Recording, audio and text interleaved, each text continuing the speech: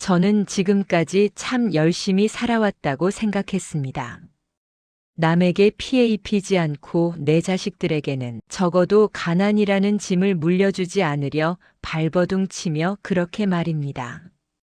그런데 69의 끝자락에서 나는 내 생애 가장 가혹한 선택 앞에 섰습니다.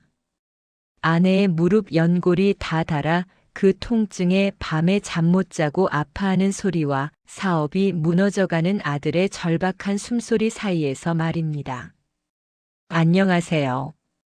오늘의 사연은 은퇴 후 경제적으로 여유가 없는 어느 가장의 가슴앓이 사연입니다.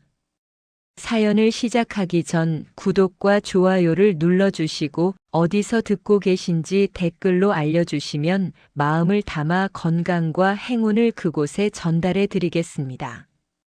그럼 지금부터 이야기를 시작하겠습니다. 나는 오늘 내 아들의 간절한 부탁을 거절했습니다. 아들의 은행 담보 대출 대신에 주택연금 신청서를 품에 안았습니다. 사람들은 말하겠지요.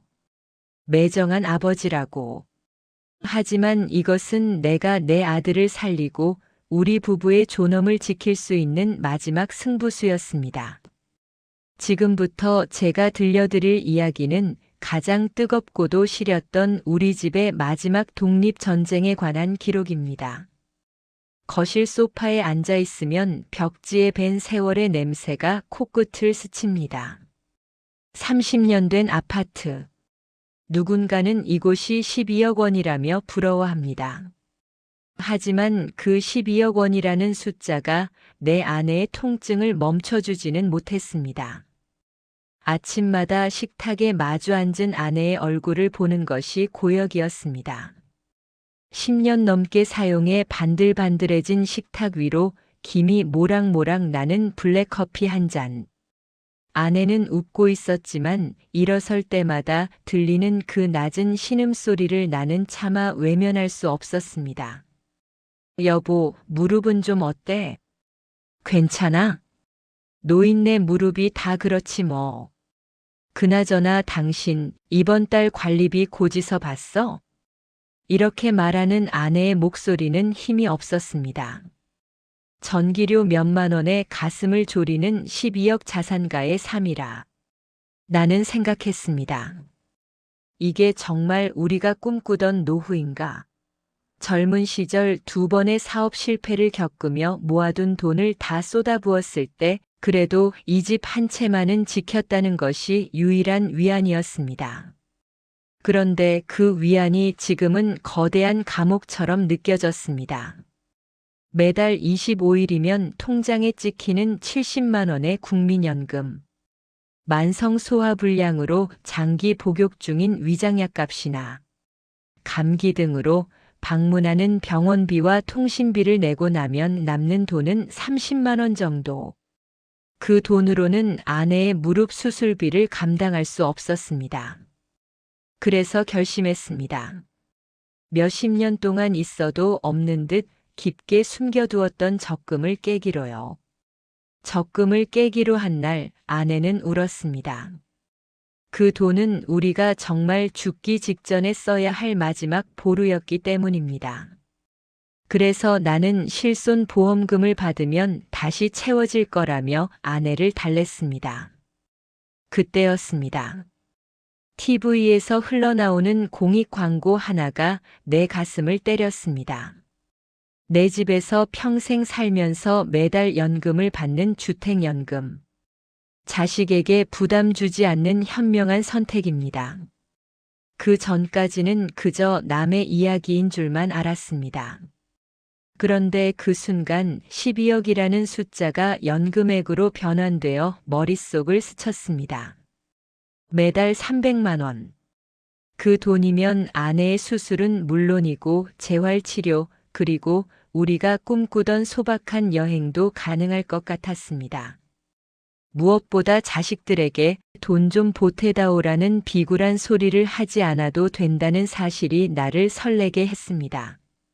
상담을 마치고 돌아온 그날 저녁, 우리 부부는 오랜만에 조기 3마리를 구웠습니다.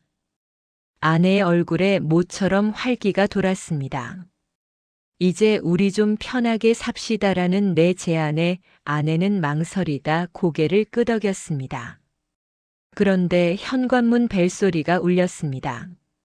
큰아들 재민이었습니다. 소고기 한 팩을 들고 환하게 웃으며 들어오는 아들을 보며 나는 왠지 모를 불안감을 느꼈습니다. 식사 내내 아들의 눈은 흔들리고 있었습니다. 그리고 마침내 아들이 입을 열었습니다. 아버지, 사업 확장을 해야 하는데 담보가 좀 부족해요. 이 집 잠깐만 담보로 3억만 대출받게 해주시면 안 될까요? 제가 금방 갚을게요. 그 순간 거실의 공기가 차갑게 얼어붙었습니다. 나는 생각했습니다. 하늘도 참 무심하시지. 왜 하필 오늘인가? 불과 몇 시간 전 우리는 이 집을 국가에 맡기기로 하고 왔는데 말입니다. 아내의 얼굴이 순식간에 어두워졌습니다.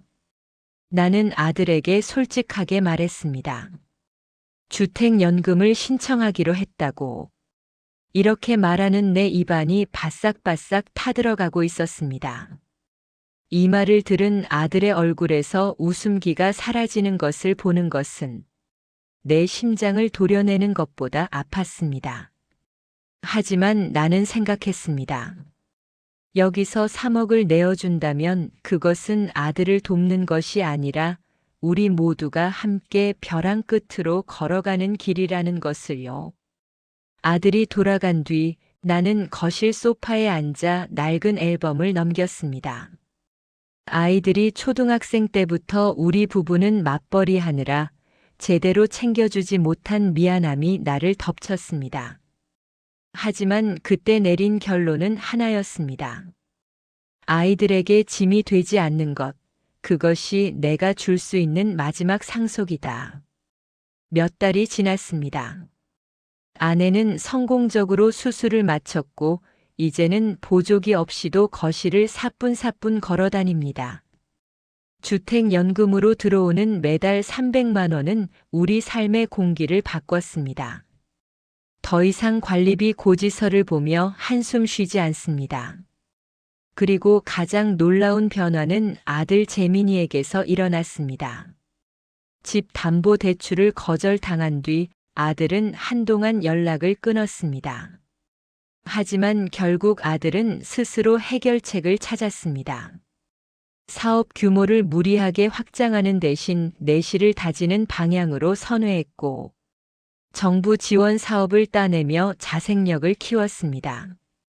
지난 주말 아들이 가족들을 데리고 우리 집을 찾았습니다. 아버지, 그때 서운하게 해서 죄송해요.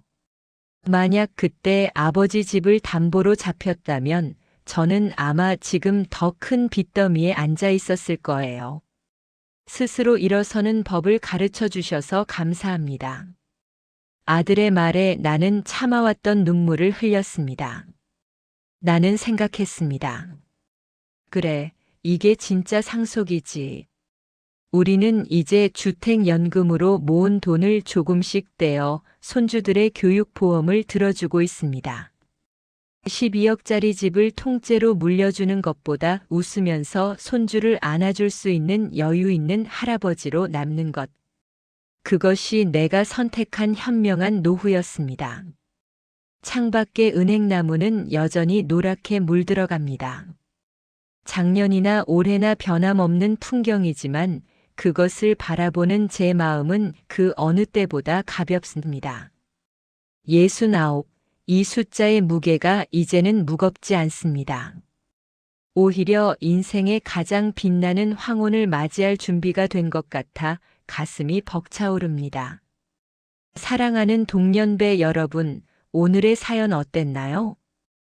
혹시 여러분도 자식에게 미안해서 혹은 상속에 대한 미련 때문에 자신의 오늘을 희생하고 있지는 않으신가요? 부모가 행복해야 자식도 행복할 수 있다는 평범한 진리를 저는 이제야 깨달았습니다.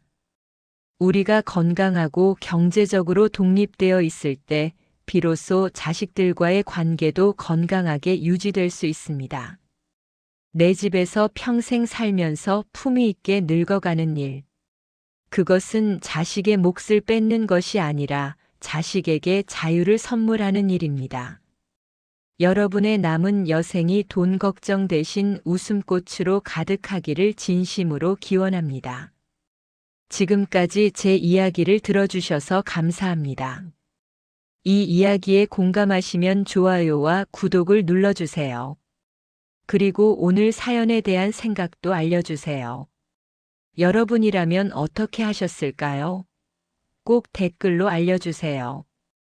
오늘도 행복한 하루 되시기 바라며 함께 해주심에 진심 감사드립니다. 감사합니다.